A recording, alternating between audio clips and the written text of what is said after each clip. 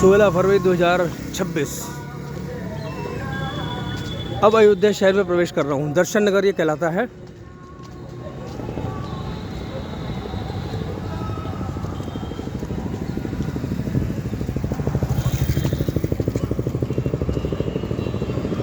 अयोध्या सबसे पुण्य भूमि मानी जाती है। विष्णु जी के सबसे विख्यात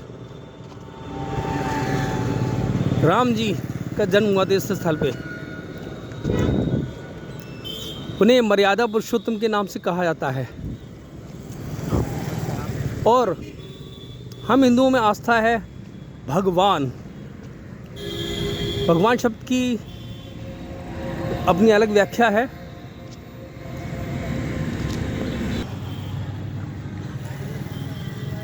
फिलहाल ये जो है छोटे नन्हे मुन्ने बच्चे बैठे हुए हैं।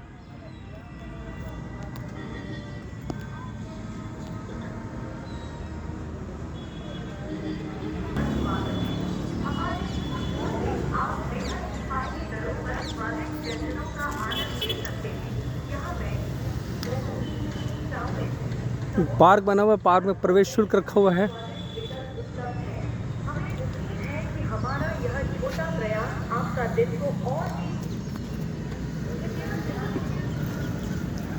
अयोध्या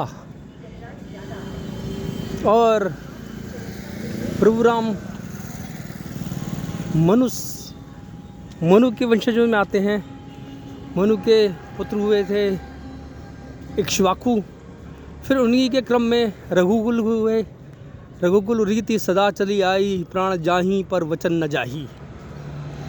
और इसी क्रम में भगीरथ जी हुए थे,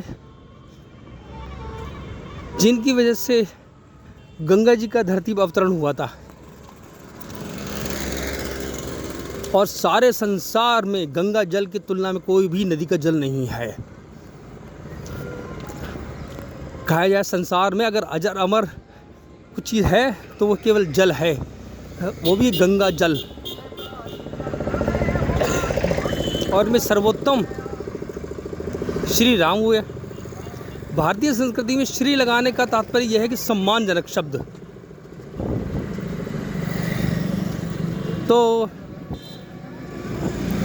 भगवान श्री राम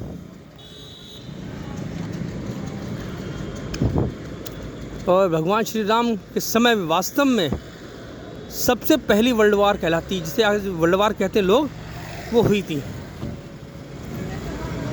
उसमें उत्तरी अमेरिका, दक्षिणी अमेरिका जो माया नगरी थी, मय दानव की थी, वहाँ पे अहिरावण महिरावण का शासन था, जो रावण के भाई थे।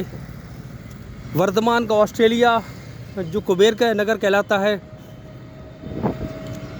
तो इस प्रकार से दो महाद्वीप, उत्तरी अमेरिका, दक्षिणी अमेरिका जिन्हें पातालंका कहते हैं, और ऑस्ट्रेलिया महाद्वीप जो निर्जन इलाका है पूरा, और भारतीय उपमहाद्वीप।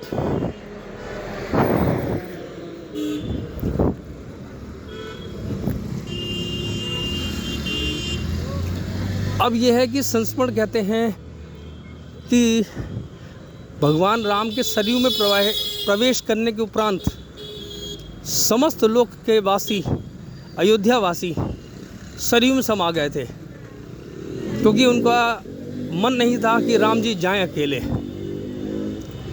तो एक प्रकार से भगवान राम के धरती से गमन के पश्चात अयोध्या क्षेत्र नहीं रहा था।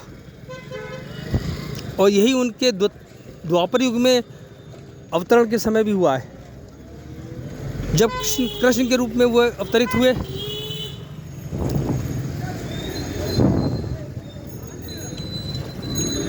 तो वो द्वारिका भी आज से 5000 वर्ष पूर्व समुद्र में समा गई।